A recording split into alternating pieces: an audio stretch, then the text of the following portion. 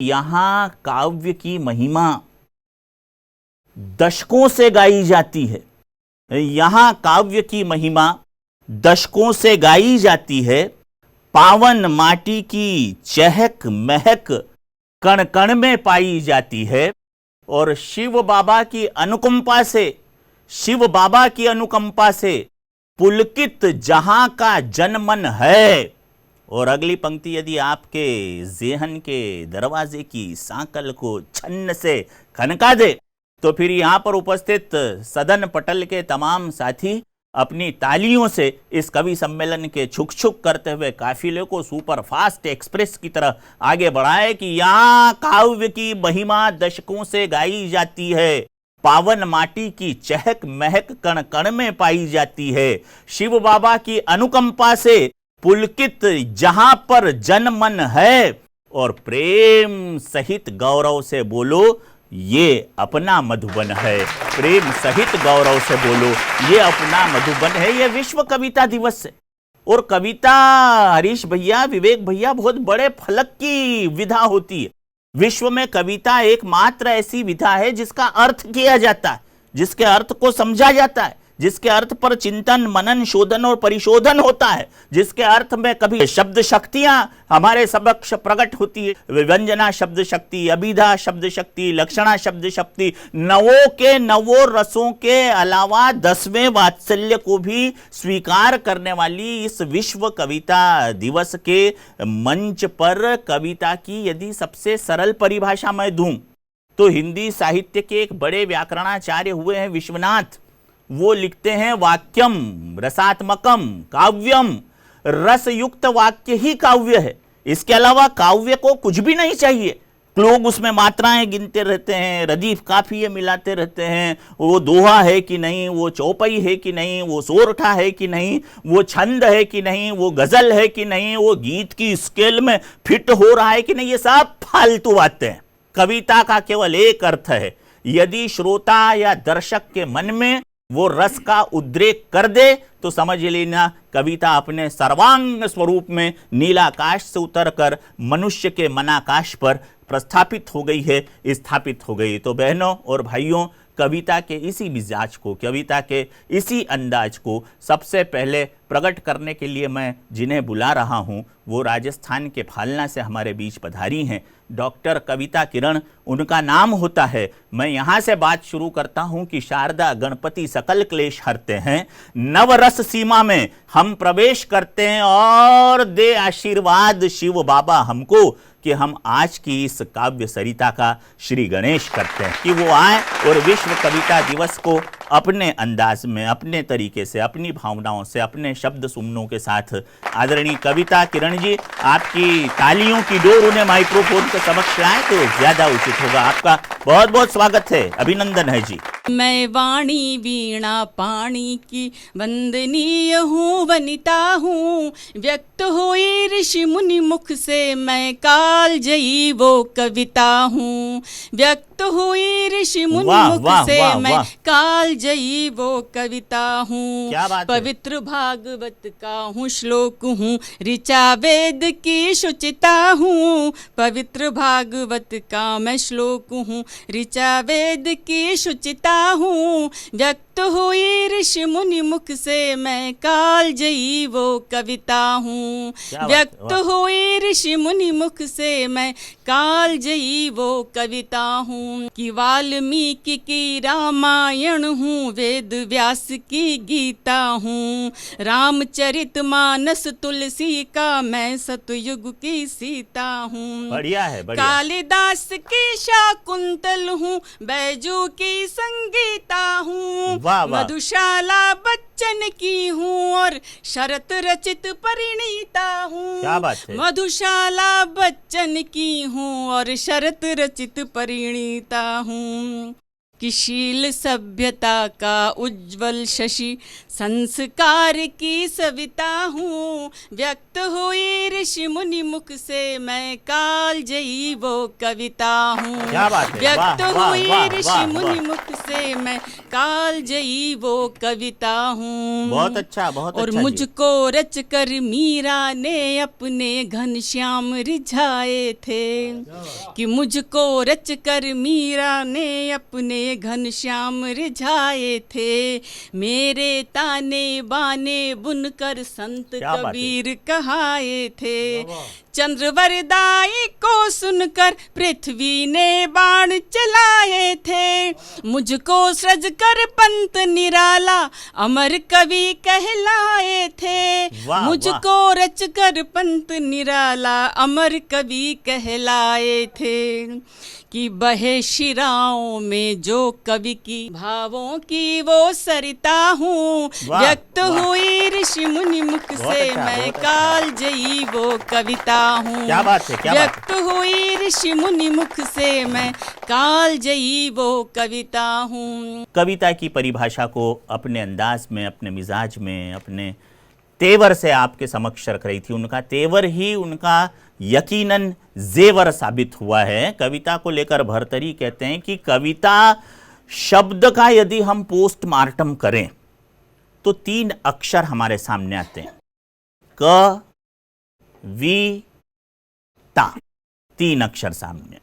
भर्तरी कहता है कि कविता का क कल्पना का बोध करवाता है, कविता का वि विचार का बोध करवाता है, और कविता का ता तालमेल का बोध कराता है। यानी कि कल्पना और विचारों के तालमेल का नाम कविता है, यह संस्कृत का व्याकरणाचार्य कहता है। इसलिए कविता किरण जी की बात को आगे बढ़ाते हुए मैं कहता हूं कि मरहम लगाए जख्मों को वो धीरज है कविता। मरहम लगाए जख्मों को वो धीरज है कविता। अयोध्या मथुरा काशी में बिरज है कविता। मरहम लगाए जख्मों को वो धीरज है कविता। अयोध्या मथुरा काशी में बिरज है कविता। वन बाग उपवन वाटिका का बसंत, वन बाग उपवन वाटिका का बसंत, खिले साहित्य सरोवर में वो नीरज है कविता। खिले साहित्य सरोवर में वो नीरज है कविता। पपीहा की प्यू प्यू प्यू कविता, पपीहा की प्यू प्यू प्यू कविता, बाबा की मुरली की नींव कविता। जितनी भी मुरली आप सुनते हैं सुबह से सबसे पहले गाना बजता है। गाना क्या है? कविता का संगीतमयी स्वरूप ही तो गाना है भाई साहब। तो उसकी नींव तो क्या हुई? कविता हुई ना। तो पपीहा की प्यू प्यू प्यू कविता, बाबा की मुरली की नींव कविता, श्रीमद की बोली में हंसों की टोली में दमक दमक दमके तो शिव है कविता।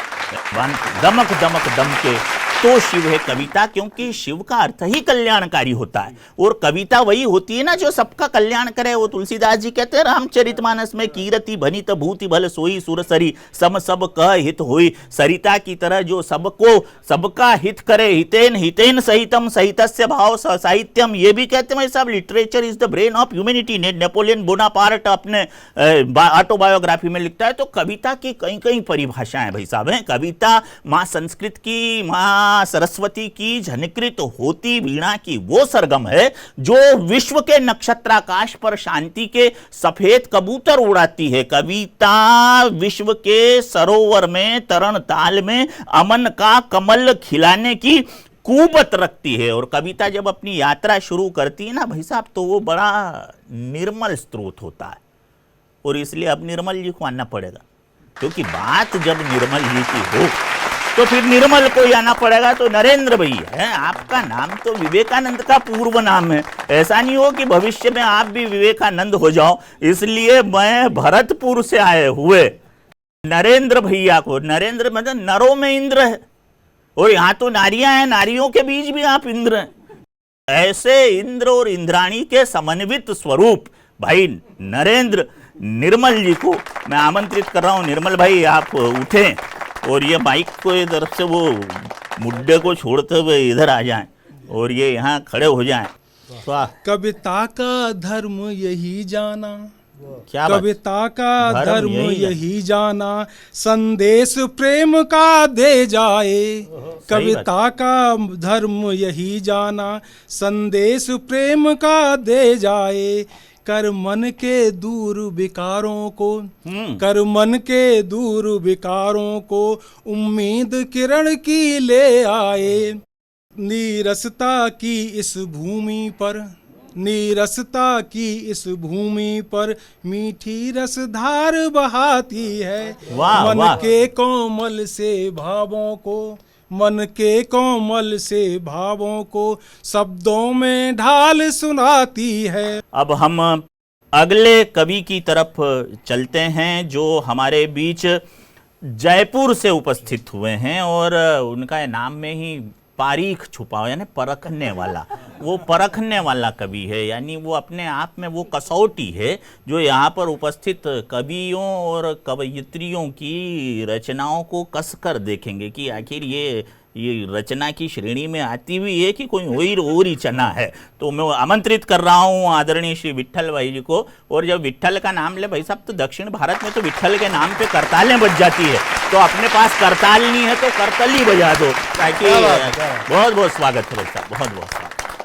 आओ चले समय के पीछे, कहाँ कहाँ जाता है कोई ऐसी जगह जहाँ पर समय ठहर जाता है। वाह वाह। है कोई ऐसी जगह जहाँ पर समय ठहर जाता है, कि यूं तो थकित व्यथित जीवन का पल पहाड़ सा होता। यूं तो थकित व्यथित जीवन का पल पहाड़ सा होता, लेकिन कहीं युगों का युग भी परवर बन जाता है। आओ चलें समय के पीछे, कहाँ कहाँ जाता है। बढ़िया पारिक जी, वाह। कवि का सृजन आत्मचिंतन है, सच्चा समय निवेशक। कवि का सृजन आत्मचिंतन है, सच्चा समय निवेशक। सत्य ज्ञान भंडार संजोए, कोरा नहीं उपदेशक। सत्य ज्ञान भंडार संजोए, कोरा नहीं उपदेशक।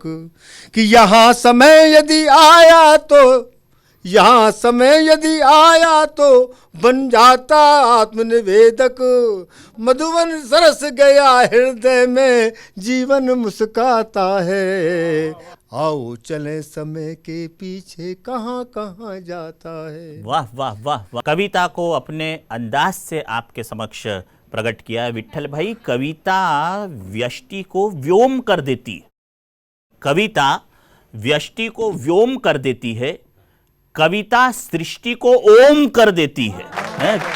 कविता व्यष्टि को व्योम कर देती है, कविता सृष्टि को ओम कर देती है, और कविता जब शिवत्व को धारती है तो पुलकित हर जन का रोम रोम कर देती है। तो कविता की अपनी यात्रा है, उसका अपना तेवर है। और अब मैं आपके समक्ष जिन्हें आमंत्रित करने जा रहा हूं वो उज्जैन से भी आए हैं, वो मुंबई से भी आए हैं, वो इंदौर से भी आए हैं। अब आप सोच रहे होंगे कि कवि एक और तीन जगह से कैसे आया, तो ऐसे कि उनका जहां जन्म हुआ वो तो है शहर उज्जैन, भैरू बाबा की नगरी है, महाकाल की नगरी है। उसके बाद वो जहाँ लिखे पढ़े और उन्होंने अपने आप को तराशा और निखारा वो है इंदौर, देवी अहिल्याबाई की पुण्य धरा। और जहाँ आजकल वो काम कर रहे हैं वो है वीर शिवाजी का मुंबई, महाराष्ट्र की शान। तो वहाँ से जो शख्स हमारे बीच आए हैं उनका नाम तो है हरीश मोयल, लेकिन मुझे उनके सरनेम पे बहुत ऑब्जेक्शन है, एतराज है। उनका सरनेम मोयल नहीं होना चाहिए, उनका सरनेम कोयल होना चाहिए, क्योंकि उनकी आवाज़ कोयल की तरह है, मधुर आवाज़ है। तो भाई हरीश मोयल, जिन्होंने टेलीविज़न जगत के कई संगीत के कार्यक्रमों में अपनी विजय पताका बड़े गौरव दर्प के साथ फहराई है, वो अनुजवत हैं मेरे व्यक्तिगत स्तर पर। मैं उन्हें बहुत अधिकार से हमारे हरीश भाई को आमंत्रित कर रहे हैं। वो हर मन के ईश हैं, इसीलिए तो हरीश हैं। तो आइए मोयल साहब, आपका बहुत बहुत स्वागत। कैसे कहूँ क्या पाया मैंने तुमको आज सुनाऊं कैसे, कैसे कहूँ क्या पाया मैंने, तुमको आज सुनाऊं कैसे। अनहद नाद की मीठी धुन वो नाद सुरों में गाऊं कैसे, कैसे कहूँ क्या पाया मैंने, कैसे कहूँ मैं अनुभव मन का, पावन सरल सहज जीवन का। तो ये थे उज्जैन, इंदौर और मुंबई से पधारे हुए भ्राता हरीश मोयल जी। उन्होंने कविता को अपने सुरों में ढालकर आपके समक्ष रखा। कविता बहुत सरल शब्दों में भी हो जाती है। छठी के बच्चों को भी हम कविता लिखना सिखा सकते हैं। जैसे हम कहें कि as rats come out from hole, as rats come out from hole, as poetries come out from soul. तो आत्मा से जो निसृत हो, आत्मा से जो प्रस्फुटित हो, वो कविता है। तो हरीश भाई ने अपने आत्मा की रसधार को आपके समक्ष प्रवाहित किया। हरीश भैया आपका बहुत बहुत थैंक यू, धन्यवाद, शुक्रिया। तो हरीश मोयल जी के इस रचना पाठ के बाद मैं जिन्हें आमंत्रित करने जा रहा हूँ वो एक कवयित्री हैं और उदयपुर से हमारे बीच पधारी हैं। वो आशा के झिलमिल चरागों को अपनी भावनाओं की तीली से प्रज्वलित करती है। तो मैं उनसे निवेदन कर रहा हूँ कि आदरणीय आशा पांडे ओझा उदयपुर से पधारी हुई माइक्रोफोन के समक्ष आएँ। वो एक वरिष्ठ रचना धर्मी हैं और धर्म के इस मंच पर उनका अभिनंदन है, स्वागत है, वेलकम।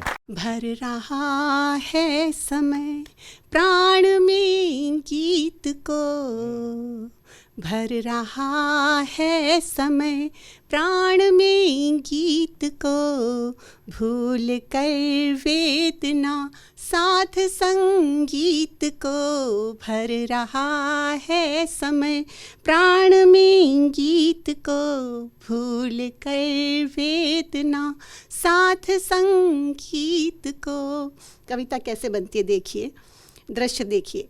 भोर का शीश है रेत के पाँव में, जी जी, भोर का शीश है रेत के पाँव में, गंध सौंधी उड़े खेत में गाँव में, गंध सौंधी उड़े खेत में गाँव में, खग सभी कोटरों से निकलने लगे, खग सभी कोटरों से निकलने लगे, धूप के लाड़ में वे मचलने लगे, धूप के लाड़ में वे मचलने लगे, और अंगूठा दिखाने लगे शीत को।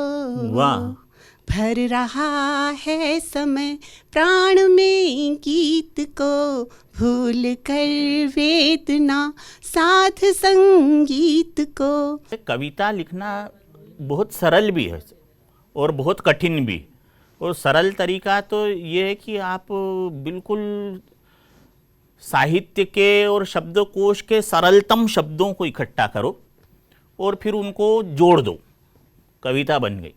जैसे कविता बनाना हो तो अपन कल्पना करो कि आसमान में 4 सितारे, कल्पना की आसमान में 4 सितारे।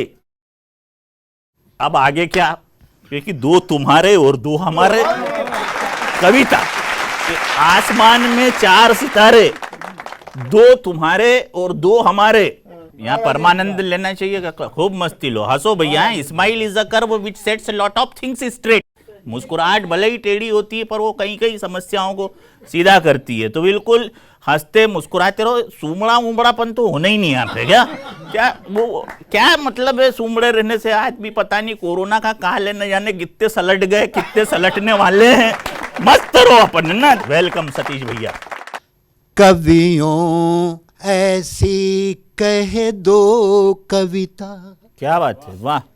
कवियों ऐसी कह दो कविता, मन में चमको बन के सविता। सविता।